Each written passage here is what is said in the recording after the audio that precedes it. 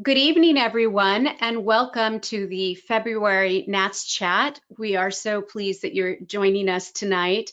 I'd like to begin by welcoming Jeanne Goffi-Fynn. I'm so pleased she's here to talk about this important topic. And of course, my co-host, Nick Klein. Thank you both so much for being here. Great being here. As always, NATS chats are sponsored by Inside View Press, so I want to take a moment to thank them. We are so grateful for Scott McCoy's ongoing sponsorship. Tonight, I'd like to highlight Ken Bozeman's Kinesthetic Voice Pedagogy 2 publication, which has established itself as the benchmark for understanding voice acoustics and kinesthetics and how they impact singing and learning. This is the second edition of KVP, including all the information from the first edition. It includes all of that, plus several new chapters. And it's $45 at voxped.com and also on Amazon. So we hope you'll check out that incredible book. And Ken, if you've joined us tonight, thank you for your ongoing work. So our topic tonight is discovering how to create a truly student-centered studio that supports every voice. And as I said, Jeanne Goffi-Fynn is here to talk about this important topic. And before we launch into the nitty-gritty, I would love to hear just a little beyond the bio or a little bit about you, where you are, and the work you're doing. Well, first, I want to say thank you so much for having me, Kari and Nick. It's great to be here, and this is fun for me. So I am at Teachers College, Columbia University, where I've been for 20 years. So I work with a broad range of students, including professionals, but also young people, developing teachers. So one of my interests is mentoring. And when I first started doing, when you start a new job, there's courses you have to teach.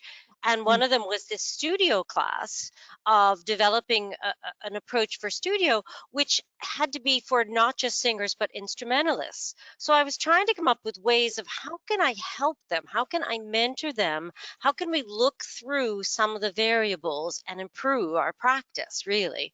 And that's how I gradually came into this student-centeredness, which has been around for a while, but particularly in our world, it's been sort of slow to get off the ground. And we'll talk a little bit about that.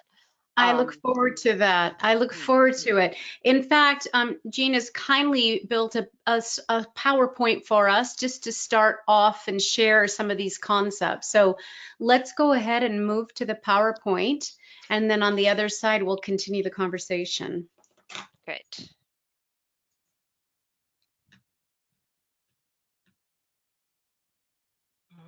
Okay.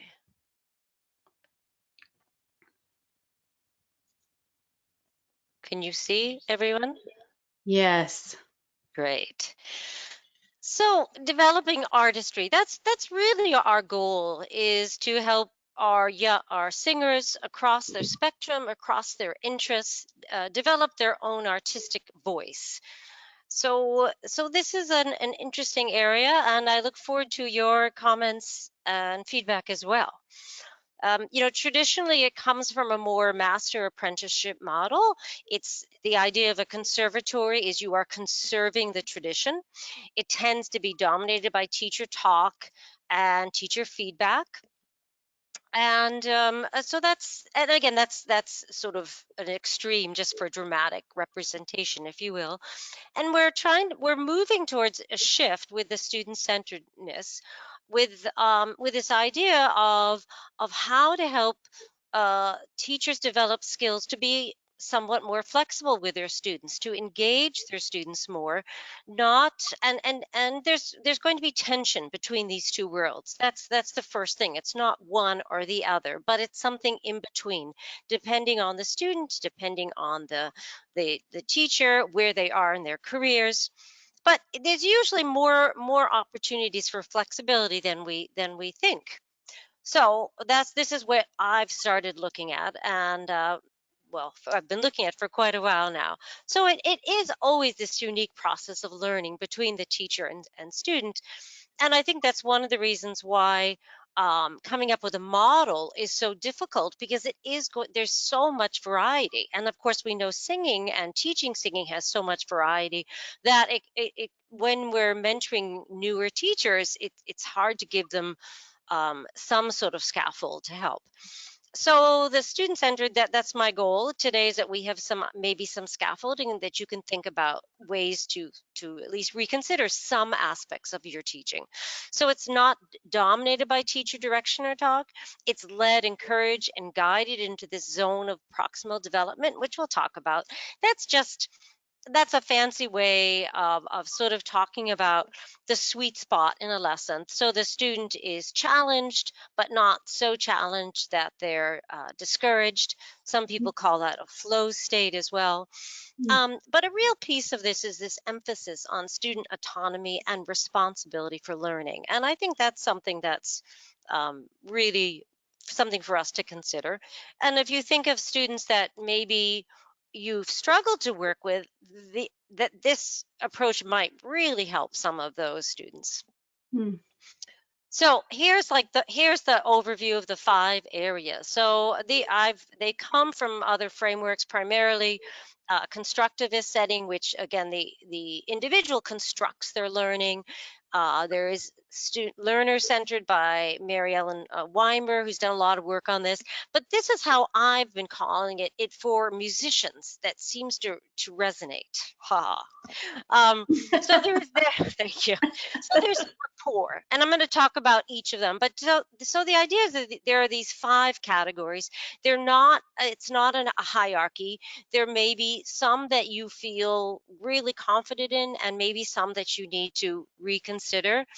And again, particularly with some students. So we'll go through them, but it is this idea of rapport and the interpersonal skills, motivation, critical thinking, the content area itself, which is of course broad and voice pedagogy and all of our technical work, but we're going to talk, it could include practice strategies, it could include retraining issues, so all that area, and then assessment and evaluation. And what are ways to sort of empower students to be involved in these processes? And so again, it's not a hierarchy. It's these interrelated aspects of thinking about your studio, if you will. And they can be again entered from any position in this circle, which is why I particularly like this circle. So if I go through them a little bit one by one, the first one is rapport, and that's developing, trust and mutual respect, creating a safe and supportive learning environment, balancing professional and personal interactions, and the importance of the teacher's expertise and self-confidence. So, this is particularly in singing, with the use of the vulnerability of singers, the use of the identity that's connected. This is a particularly important area, I would say. But it needs a lot of boundaries. It's not so that you're their best friend, um, and so there are a lot of boundaries to be set, but also support. And I think particularly these days with the students that there's a lot of anxiety and challenges in our world in general. I think having a safe and supportive learning environment is really critical at this point of where we are. And I do think that this one-to-one is a special relationship, and yeah, so but we'll come back to that. But that's an area to consider. What I find is finding the right sweet spot. I'm going to keep coming back to this sweet spot of enough warmth and caring, but also some boundaries. Let's see. So, and the next one is motivation. People love this one because they're like, why don't my students practice more? I wish they'd practice. And so what we're going to say, and these are some theories about, why they do or don't do them, work alone. But, a real thing is what 𝗚cie calls, another psychologist, Yes, thank you. His book is Why We Do What We Do. I love it. It's a great book. And the idea is it's not that we are motivating our students, it's that we are motivating them to motivate themselves. So ultimately they have responsibility for that, for their learning. And again, it's not that you sit and wait for them, it's but that you create these opportunities to find ways to engage them in the process of learning. And so some quotes below, saying, what have you been practicing this week? How should we start? That you allow them some options in the lesson might be a way, particularly for those that seem to be struggling with motivation or feeling burnt out, all these things. But just something to think about, that this motivation or responsibility for learning. Often I find teachers, out of the goodness of our heart, the best intentions, we actually are working harder than the students. So the idea is, how can we have a balanced equation that the students are also working very hard. And we know students that work too hard too. So, it's like finding that balance, right? So this next piece is critical thinking, which is really more than just problem solving. It's really being able to make this active inquiry. Why are we doing this? Why do we do this? Why do we perform Bach like this? Why must I do this vocalese? So, and the teacher welcomes. I would encourage you to welcome these questions and not to get defensive and say, well, let's look at what happens if you don't do your warm-ups before you singing. What's happening? Can we find a song to warm up with rather than doing our exercises? So it's giving them choices, times to think outside the box, and then also when to pull it back in. All right, now we have to do a more traditional approach, so that there's these options to think about. um, Asking them what they like and what they didn't like, really crucial. And often we have to tell me something you like first, because they're so quick. Our pedagogy tends to be, highly critical, and some students can take that to heart too much. So really thinking about, what did you like, and where should we start? Where do you think is the biggest issue, so that you empower them to think through that. Um, so, and I'm sure some of you are already doing a lot of this already. So this is really just a way to think through it more broadly, big picture, if you will. So then we're going to have these particular performance issues, um, coming up with ways to work together to discuss repertoire selection. I know a lot of schools don't have a lot of flexibility, but how can you build some flexibility in that? How can you give them choice? How can you encourage this personal authenticity in their music making? And other things we talk about, is how to engage them in the practice during the week, so they understand both what to practice, how to practice.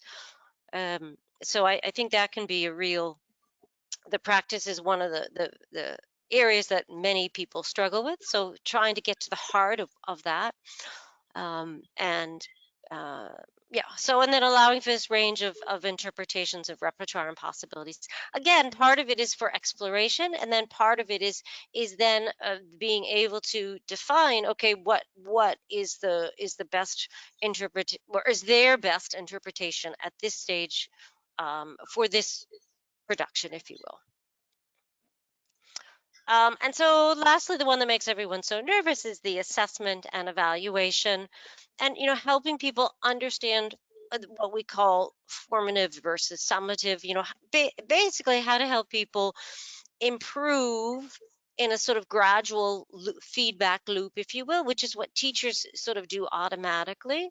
But it's a way of getting students involved, so involving more self reflections, journals, we'll talk about that.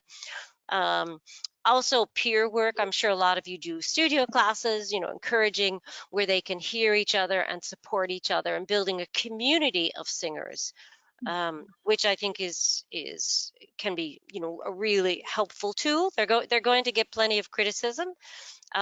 So the idea of how can they learn to accept this, and really work through it, if you will.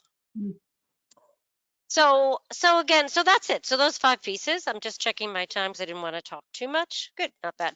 So just thinking about balancing, I'm a big fan of balancing. I balance the voice registers. I balance different, being able to do flexibility in the voice in different genres. And this is balancing of the teacher-student roles. And know that it's not going to be all or nothing, that there's times that you can allow more openness and expansive and discussion, and then there's times like, okay, we have a performance in 2 weeks, we need to like finalize this, I'm Yeah. sure you've all done that. But so encouraging verbal and musical exchanges, finding ways to discuss these with your students, but or sometimes just play them, call and response, like sing responses to them so that they can have different ways of hearing things, if you will.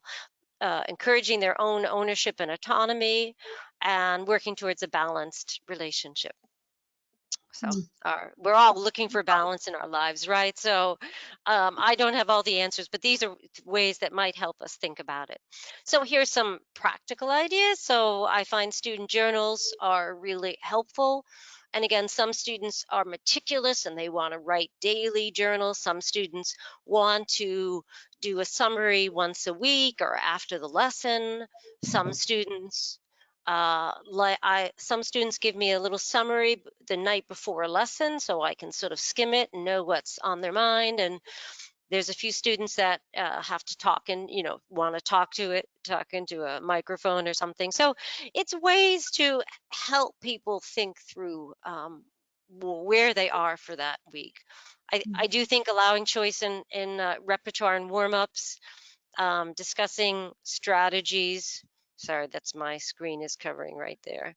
Um, and just encouraging student-led goal setting. What are your goals? What is the college's goals? What's the professional goals? Where can these goals align? And how can I help you, come to terms with that, if you will? One thing I just want to say is something that I find really helpful is when you're working with someone, say over a semester or say a period of time, that you have check-ins, regular check-ins. So like at a semester, I do it at the halfway point that they have to warm themselves up. So I actually sort of see what they're doing in their warm-ups and are they incorporating some of the work we're doing. So that it's moments like that you can, I find, learn a lot about what your students are actually doing. So just things to think about. Creativity and improvisation. There's a lot of new genres that ask for that. And so I think that's just always, and that flexibility in thinking, that ability not to be afraid to make a mistake. I just keep coming back to that.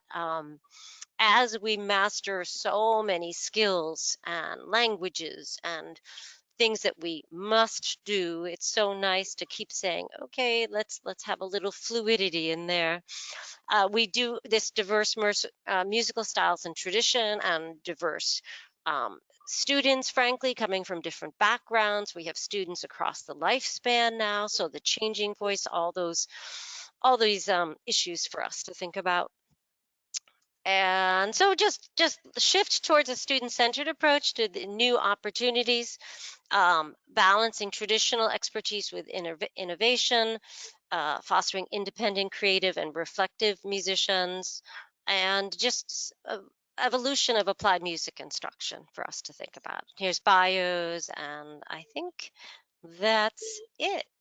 Wonderful. Goodness, it's a lot of I great know, I'm sorry. information. No, no, no, no. It was perfectly presented, Jean. Thank you so much. Because it's such an important question and our conversation.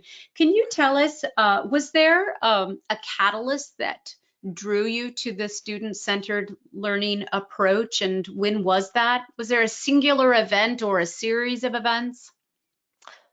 I'll tell you, I was teaching this course and the studio class, and we had a presentation at CMS, College Music Society, which my boss had put in, 𝗓𝘂𝗶𝗰, for, and he was like, "So what are you going to do, Jean?" And I'm like, "I don't know." So myself and 3 or 4 graduate students, we were looking at videos um, at the videos of their teaching after while at the same time teaching this class, and that's when I started seeing that's when I said, what are the commonalities, what do we notice about the best lessons? And that's when I Mm. started seeing these sparkles, if you will, that the student was so engaged in the lesson as opposed to a very passive student waiting to be told what to do. The students were engaged. They were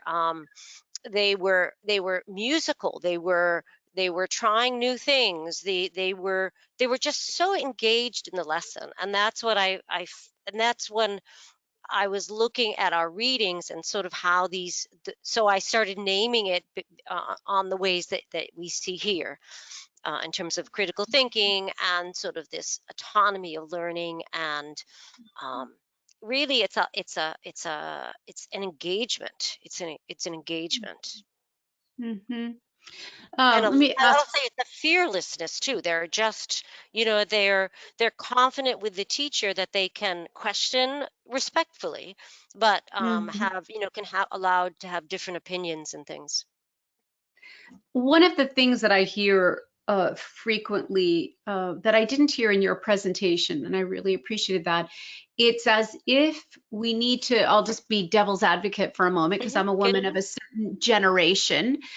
I don't want to throw the baby out with the bathwater. I had extraordinary training in Indiana University, and Yes. I learned, and yes, it was different. We didn't ask our I never, luckily, I speak from a place of privilege. I was never treated badly. I was treated Hmm. with expectation. The story Hmm. I often share with my students is that I always came in prepared. I felt like I needed to be prepared more than anybody else. And right, I was a hardworking student.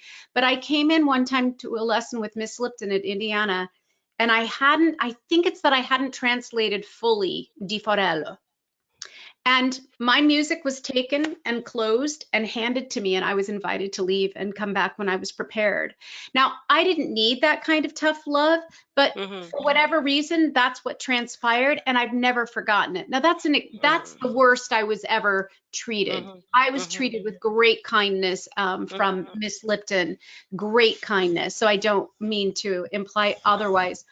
All of that preamble to say, there was some good teaching. And Hmm. so I sometimes feel like we're trying to dismiss the history and the traditions in our profession in order to move forward, rather than rolling in what I hear you saying about looking at the students' participation in the process more. Hmm. Yeah, I mean, I think I know that there's many wonderful traditions out there, so this is meant to be integrated with the best ones. And Hmm. also to know when you need to have a more radical approach, frankly. And I mean, I had great teachers as well. I worked with Barbara Dosher. Um, for several years and then kept going back and forth. I worked with Shirley Emmons. So I had great Hmm. teachers. I was hardworking, and I mean, I I don't I never had any. I'm sure I did something like that, Carrie, but I never had anyone even be that. Um, So you're like me, or had kind teachers of us. I had very kind teachers. And I'm going to tell you, I think what I see, I'm going to talk about my kids for just a second, not to say this is anything like raising kids or anything like that. But what I see is I have two very different children, right? And there's one child if that who is so hard on themselves and quit, and when something goes not the way that this person, my child, would doesn't go as well as planned, which happens in life. If someone would be harsh for her, it would it would destroy her for a week. Uh, Mhm. It would destroy her. And I think that's the heightened anxiety we're seeing with some. It's a personality, it's also post COVID. Whereas I have another child that frankly I can prod him a little bit more. I'm like, are you really trying hard enough here? So I think that's the point, is there's no one size fits all. And there's Mhm. certain people with traumatic backgrounds, other people with just very sensitive personalities. And I think, and then teachers also have, we're allowed to say, this doesn't work for me. I had a student last term that tried to turn in a paper 40 days late, 40, and then questioned me when I said, sorry, the windows, I'm pretty late, I'm pretty laid back, but that this was even pushing my buttons. He said, well, I thought you were a student-centered teacher. And I was like, Oh. well, I am. Right. So it's things like that that you have to stay calm and continually redefine. Well, and then I will say this term I've gotten stricter. I'm like, okay, guys, at 24 hours after that 1 week and the door is shut. And so I feel like we got very generous during COVID, and now we're slowly sort of coming back to reality. But I think this is where I shared that with my class. Do you think this is a fair approach, for example? And probably no one, they were afraid to say anything, but basically they agreed with it, right? So this is where you share the power. Some of this is power, although ultimately I am the head facilitator, at the end of the day. And an instructor teacher needs to also do what makes their life work. And you see this with cancellations and all sorts of things like that. So I want to go back to a comment that you made about it's not about throwing out our old traditions or our old ways, but it's about integrating Yeah. this new student-centered approach with the old traditions. And I'm wondering, for people who have not yet adopted a student-centered approach, if they were interested in doing so, what would you maybe think are like the first or second really easy ways to adapt a student-centered approach? Because I know that if you try to just dive in all at once, it can look and seem really overwhelming. Hmm. I think I mean, it's a great question, but rather than give you a formula to try, I think I would put it back on the teachers. And so you start with them and say, okay, what do you think? What part of your teaching do you feel the least satisfied with? Are you the most frustrated with? Because usually it's those pieces that you're the most frustrated with that it's an entry point. So for example, are your students not practicing? All right, so that's a great interest. Let's look at why they're not practicing. So rather than blaming the students for not practicing, I'm not saying you're blaming them, but I'm just saying that might be the way in. Maybe you have issues with last minute cancellations, calling or texting you at sort of in unprofessional times, things like that. So maybe we need to look at the rapport and set and to just talk through those things. So that would be sort of the way that I would start with, and if they think everything's rosy, then I say, okay, great. Let's send out a quick survey to your students. Let's ask them what they think they would like to see more of. So so again, this is what makes it so messy, because there's not like, okay, you must do this. But it's so that's why I do like to preface it with these big ideas, but then to really think through what's the best way forward. Great, thank you.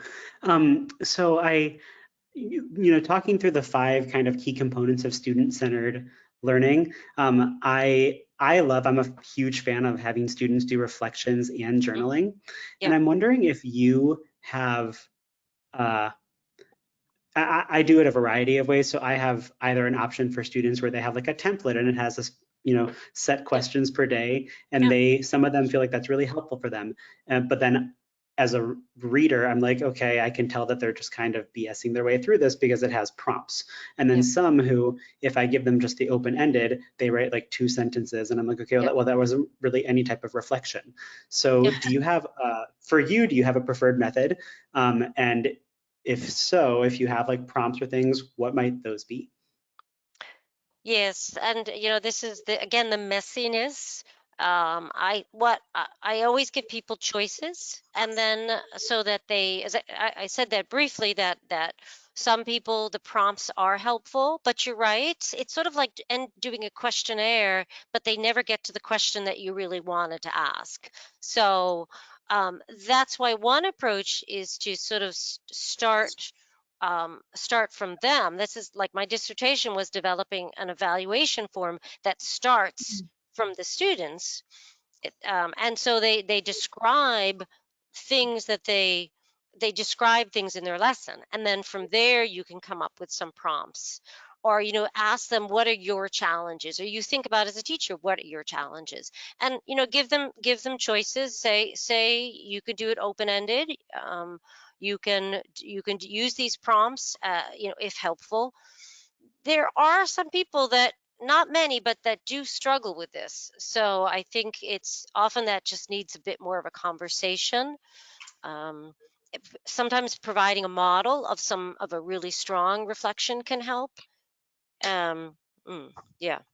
So I have Do them you do have this for their teaching too. So they have to write sort of their lesson plan, which includes not only like the content, but also what are the challenges with this student, or what are some things that non-musical that you'll be looking for, non-technical. So we have technical things. What do you think are the goals of this lesson technically? What are the goals musically? What are other goals? Is it a shy performer? Is it someone that doesn't talk to you? Is it someone not owning it? So I do find those type of reflective questions generally helpful, but it is time consuming, but it's a lot of this is time consuming, and so the goal is that it's more work up front but better gains moving ahead.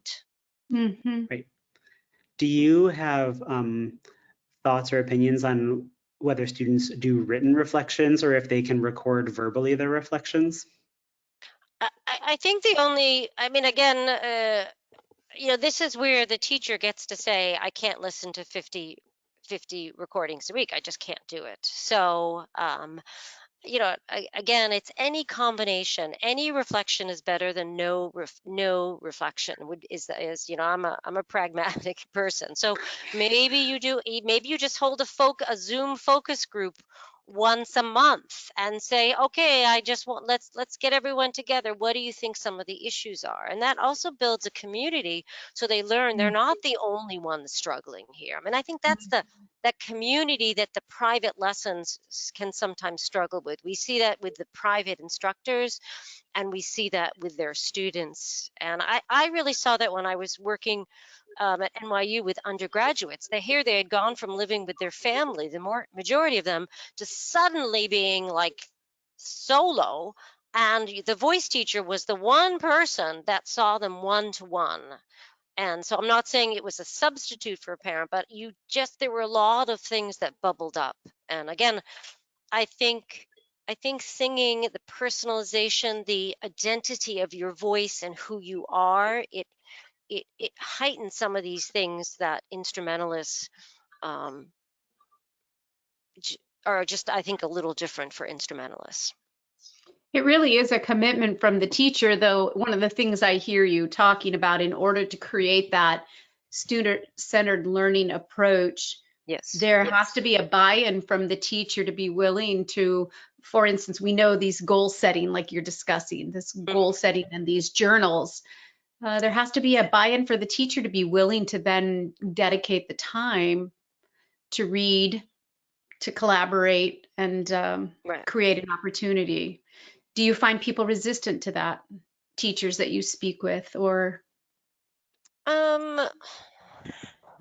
It reminds me a little bit, when I work with voices that need to be retrained or rehabilitated, I think is the habilitated. I have to be careful which one I say.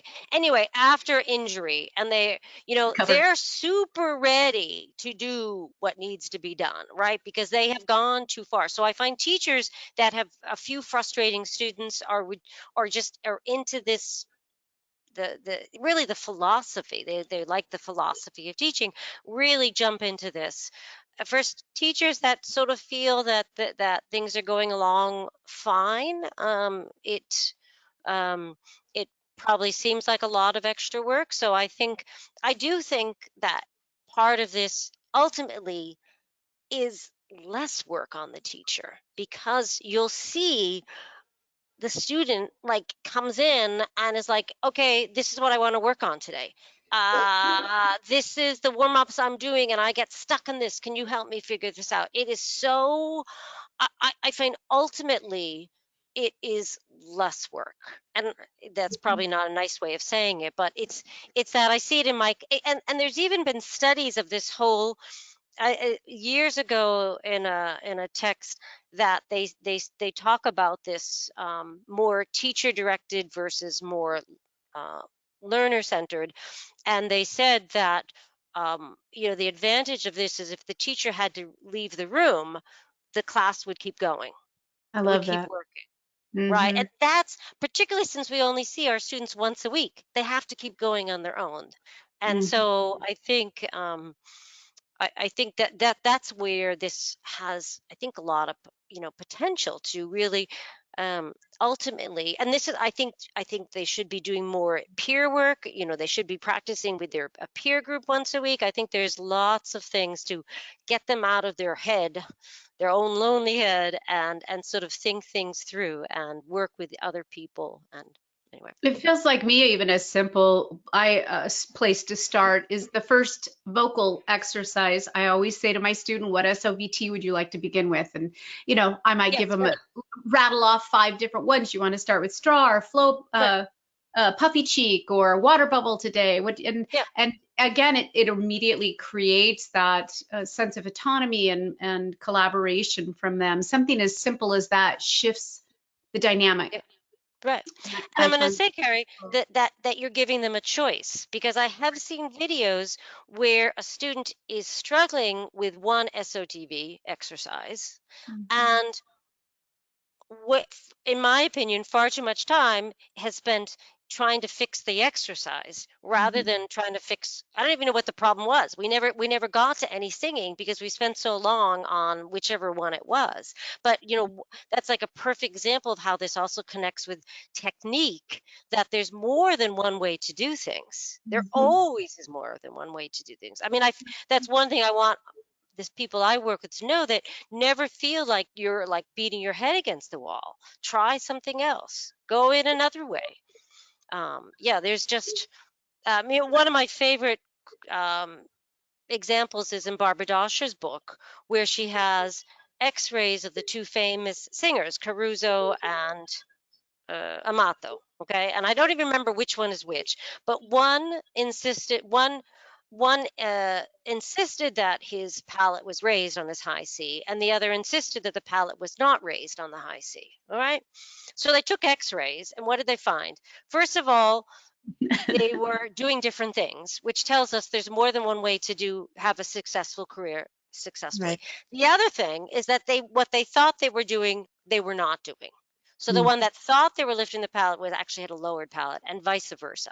So for me, this illustrates just the humility of teaching that we have, and not taking information from our students can help us with the detective work. And you know Mm. what? I'm going to tell you, Kari, one more thing, Nick. But I think about one thing that really threw me into this student-centeredness was my first child, who at 6 months was a determined person, and I could either work with him to do the things that I felt needed to be done, or I could fight him on every corner. And so, what I really learned that it wasn't that he wasn't going to eat and sleep and read books and all that stuff, but that it was going in from his perspective, like feeding him things that he did like to eat, starting and then gradually bringing in new things. Or he liked numbers more than words, so we did books with lots of numbers, things like that you're constantly, it's not that you're saying, oh, they don't have to do this, but you're going in from their lens. And Mm. I was shocked at, even at 6 months, what a sense of determination and really awareness of themselves and we want to encourage that awareness of themselves, particularly as a singer, as an artist. And I think sometimes we lose their sense of self a little bit in education, but hopefully not. But just something to think about. I'm going to give you another example. My stepdaughter, who would come over. She was like 3 and 4 when I first met her, and always exploring. Every drawer was opened, explored, just exploration.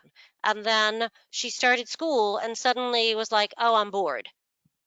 It was just really like it was a different mindset that they would that some of that schooling was waiting to be told what to do. Anyway. Mm-hmm. So we have a question that came into our question box, and it's about the Zoom meetings that you talked about a little while ago. And they said, did the Zoom meetings with the students help create a sense of community within them? And then also, were the students willing to show up to the meetings without resistance? That's a good question. I haven't the Zoom meetings. Have I, I think this is where populations change, and so during COVID, everyone was so happy. These days, it's less successful. But you can have it as a requirement. I mean, I don't like having it as a requirement, but sometimes you need to just sort of say this is, and hopefully you explain why this is so important.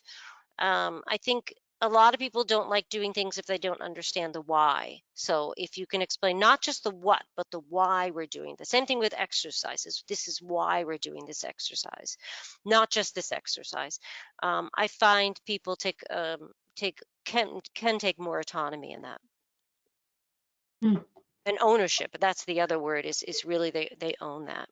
And the other thing is that usually what you want to, in those Zoom meetings, you want to look for a couple good leaders. So often I stack the decks with a couple students that that are strong, that are articulate, and that I figure that they can be sort of mentors to some of the students that are uncomfortable with that approach. You talk about providing a clear role for the student in their learning process. In other words, educating them on their role in the collaboration. And I'm curious, is that a conversation you have at the first lesson or two when a student enters your studio? And what does that conversation look like or sound like? Yeah, no, and maybe I misspoke because I'm not sure if it's an evolving rule. So I think it's something that evolves with time, again, depending on the age. Certainly my adults, I certainly do. But my teens and things like that, it's a gradual, it is like I'm not going to tell them why we do absolutely every exercise, but I'll throw in a few things. All right, let's get our falsetto going. Say for I have a TBB group. Let's get our falsetto going, and hear everybody sort of work through that so that they understand this is a part of their voice. This is a development piece, but that we don't go into the whole anatomy physiology. No, I think if we had more time or there was a curiosity, that could be something that you could add on to. But I do think it is yeah, it's sort of a gradual release, I think, is a better way of putting it, Kari, that you're slowly that they're slowly learning what they need to know. So it may need more. There isn't a moment where you clearly define their role, not rule, but role in the process where you say, listen, you're in collaboration with me. You are the facilitator of your lessons, and this is what that looks like. I probably do that with adults, with college students and things like that. But the under 18, I'm probably more, it's more gradual. Gradual. All right. Okay, great. But again, it might be, if someone wanted more control, I would gladly, we talk about, what are your goals? What are your vocal goals? What are your musical goals? what's your short term? So we talk about that, but I think they need a little bit more support initially. So on this kind of similar subject of the student's role in the relationship, a question that says, in recent years, it seems like younger generations are more and more overwhelmed with needing to take on what they perceive as the teacher's role, and they just want clear direction. We wonder if you can give a couple more examples of balancing more traditional direction alongside the student-centered or student-driven approach. Yeah. I mean, one thing that I see, and these are courses, not lessons, but students are desperate for rubrics. They're like, tell me what to do. And of course, um, then you get sort of the lowest, like you get people answering the questions, and this is a little bit like the journaling, but it's sort of like not particularly interesting, or it's like the lowest common denominator, where I love surprises. So I love when I give an assignment and I'm surprised at what they come up. I'm surprised in their topics. I'm surprised the way they came through. And that takes more give and take, but that's sort of that's sort of the um I feel students get stuck between tell me what to do and then do whatever you want. And so I think that's the sort of and this is where there's a little, for me anyway, as a parent, is a little bit of an analogy with younger people, that the idea is law is that you do sort of scaffold the learning for them. You don't just throw them out, you scaffold it with the idea is as they develop, they can take on more of the responsibility. So as again, I set up the warm-ups. Originally, I may just, for my younger people, I maybe just start with 3 little exercises. I may start with a song that I think is good for vocal development, like a folk song, but then I'll be like, all right, you tell me something you sing, something you like to sing. So we come together and we sort of share that. And then I say, how, and then I'm like, do you think you can practice a little bit? And these are just very young people, but and then I make ways for them to practice. That's fun. Like I make recordings they can sing along. I'm like, oh, you can just sing along to this, that's all you have to do.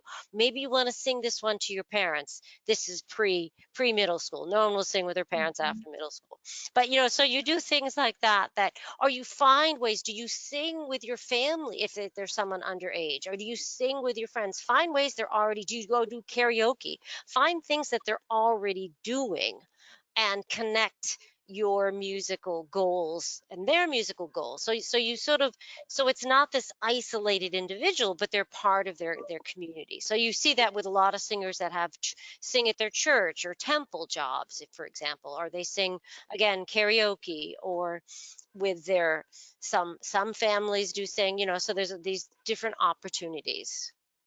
Does that help? Does that make sense? Yeah, They're so great questions. They're great questions. You mentioned in the beginning of your answer to the last question that you might sometimes start by choosing a piece or a couple pieces that you think are good for vocal development, and then as you go on with the students, what do you like to sing, things like that. One of our attendees asked, how far do you go with your teenage voice students in regards to picking repertoire? Because we all know that sometimes they want to sing stuff that is beyond their current skill level, and how you manage balancing that. Yep. Well, this is where rapport is really crucial, that they have to trust you, and they have to trust you, because there are times, and so that's one, is trust.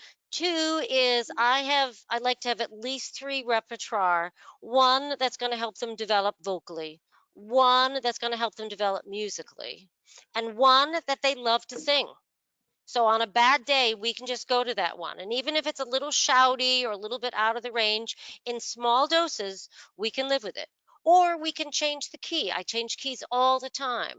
Or do it in a little ensemble. I have a small ensemble that they can sort of, get a little support from each other. I mean, I think if you don't have a small ensemble, putting students together in pairs and trios is a great way of 2 voices that are developing sound so much stronger when they're together. So that can just be a fun way of doing things like that. Particularly, just take some of the pressure off too, for performance. But Mhm. you know what, like I have a board that they can always write down repertoire they like. I'm always listening to things like you've got to find the good pop music, the stuff that's not too screamy. And just like you got to find the good Baroque music, not all the Baroque music is good, right? Some of it's garbage. But so you find the good stuff. And I do the same thing in pop music. I'm always like, what, who sings that, right? I have students bring it in, and sometimes they're just happy singing along to it. They don't have to perform it. Sometimes that's all. They just want us to hear them. That's it. Well, to your point about motivation, I feel like sometimes I've talked about this quite a bit recently in my teacher practicum.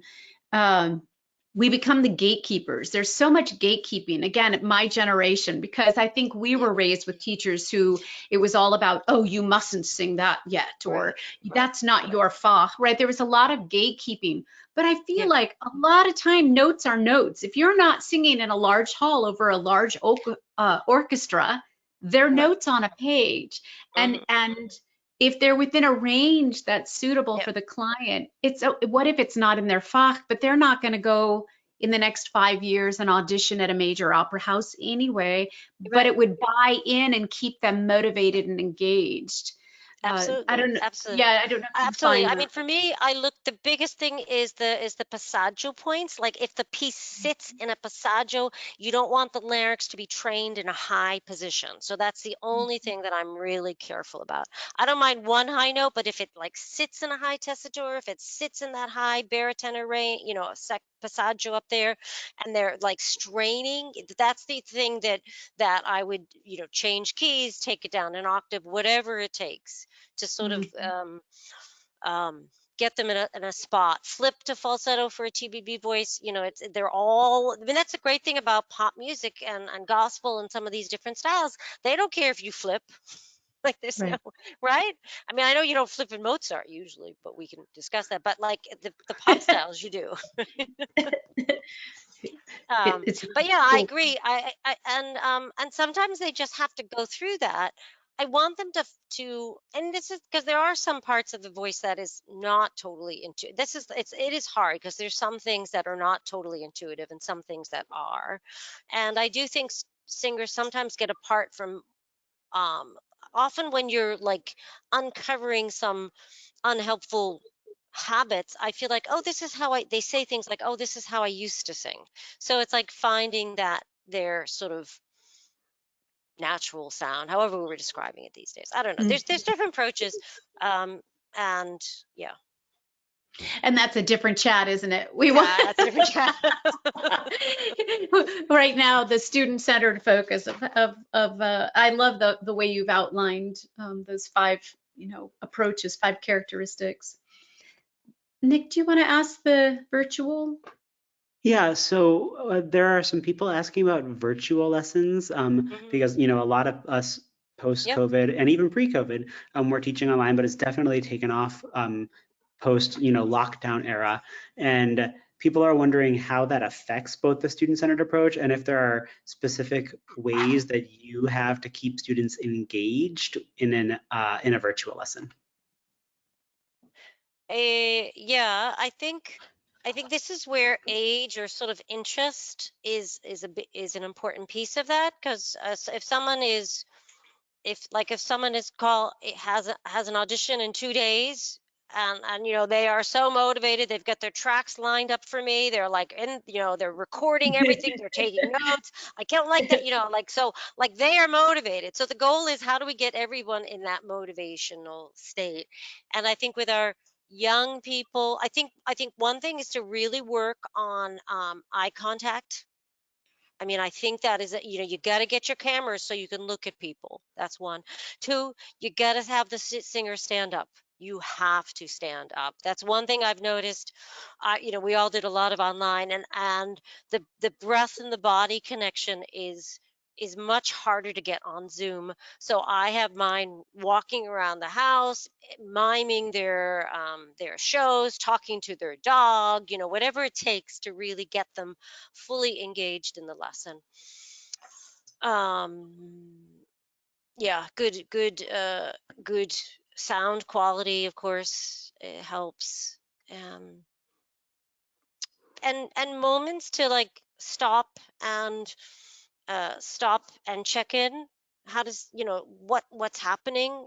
How are you feeling right now? That those moments, and really asking. I mean, one thing I see all the time is a student performs something and the teacher rushes in, fix this, fix it, even if they say this is good, but fix this is right. So just one really great change is to not say anything at first.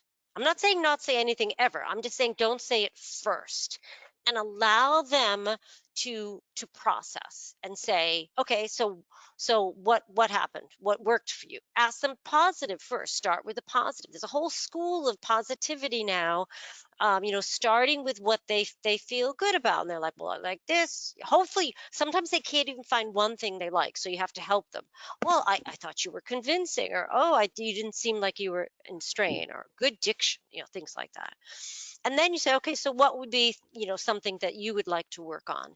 And then you go in from because there's usually many things to work on. Asking them where they would like to start works on, builds trust that you're going to help them move. And then you can gradually move into some of the other things that they haven't picked up yet. But that's part of their learning. Kari, when you say learning their role, part of giving them feedback, it in a way that's organized helps them learn what they should be looking for in their own voice. I mean, that's something I see. Singers don't know they don't know that what is working and not working for their voice. So I always say, what do you like about your voice as a start of a lesson? Sing something for me that you like. Okay, now sing something that you're not so in love with right now in terms of your voice, and then we can talk about what those differences are. So again, I am I don't know, it's clearly I am organizing the lesson, but it's coming from where they are very much.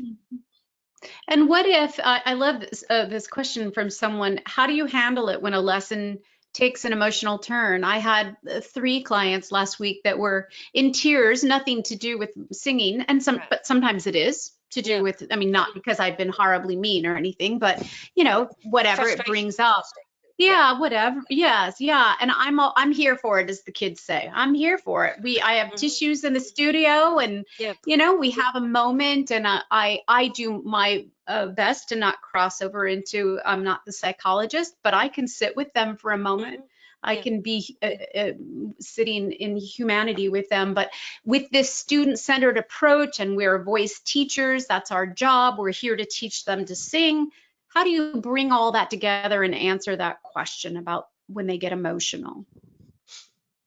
Well, first of all, it's good that they're getting emotional within, I mean, we want them to bring some of that emotion into their music. And that's who they are. That's who they are. They're sharing that with you. So thank you for sharing that with me, is what I would say. I just thank you. And sometimes people just need to be heard. They don't need things to be fixed, particularly stuff like that we're not like, do not go, voice teachers, we are not therapists or psychologists, do not, right? We all know that. All we can do is sit and listen and support them and thank them for sharing, and ask them if they're ready to sing. Ask them, do they need to talk to someone professional? I have someone I can, I have people I can refer to you with. You can even say, this concerns me. And at a certain point, we do need to report it if it's something that we're concerned about, to let the student know. But there's an honesty in the conversation, and I think that's another thing that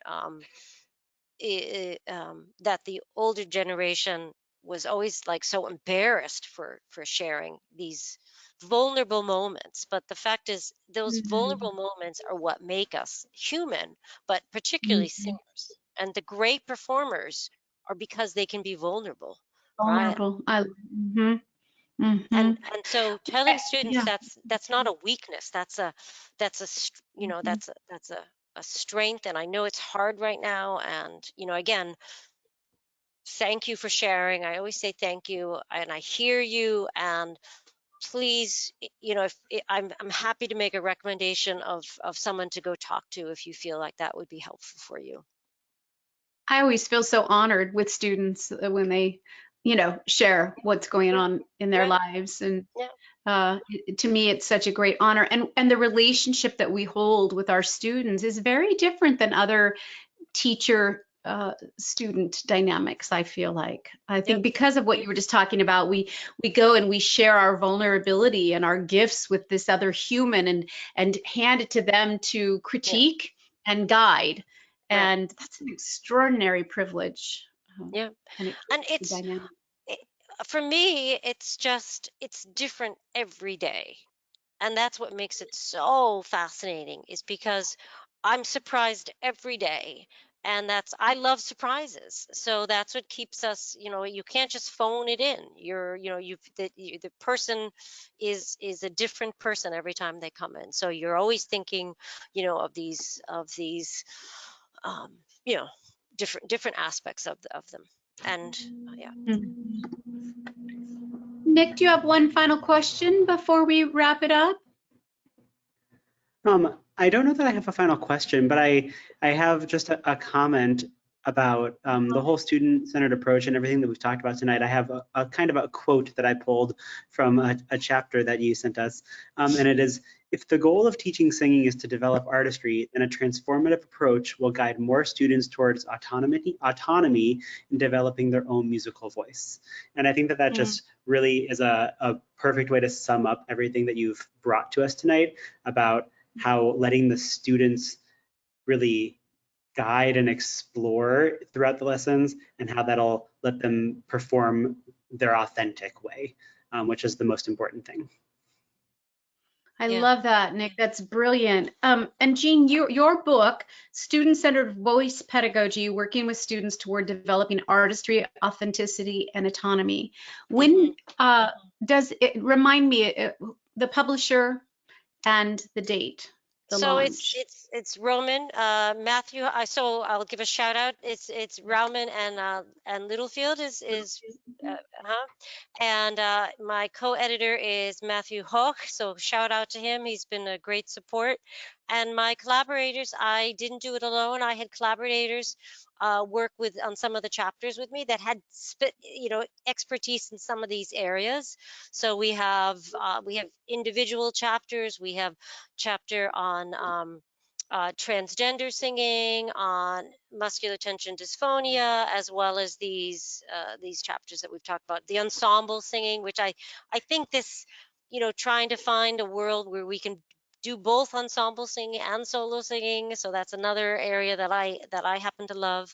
And then there's a sort of guide to help you think through some of the practical strategies for curriculum development. But we Wonderful. just are sending off the draft as we speak. So Woohoo! it's Well, perfect timing. Nick and I had the privilege of reading part of it. Is really beautifully, beautifully written, Jeanne, and I look forward to reading the whole thing. And thank you, Matt, for your ongoing collaboration and work with everyone. Well, thank you both. Nick, thank you for co-hosting with me and all your hard work and preparation. And Jeanne, thank you as well. I really appreciate your time. I want to remind everyone of just two quick things. The ICVT, International Congress of Voice Teachers, conference is in Toronto this July 31st through August 3rd. Please keep that on your radar, and you can go to the NATS website and find out more information about that. And our next NATS chat I'm looking forward to will be March 9th, and it will be Dr. Steve Sims, who is a Chicago laryngologist, a fabulous doctor and a fabulous human. And we are going to be talking about complementary medicine strategies. So very much looking forward to that. Thank you everyone for joining us, and be well until we meet again. Good night. Thank you. Thank you, Kari.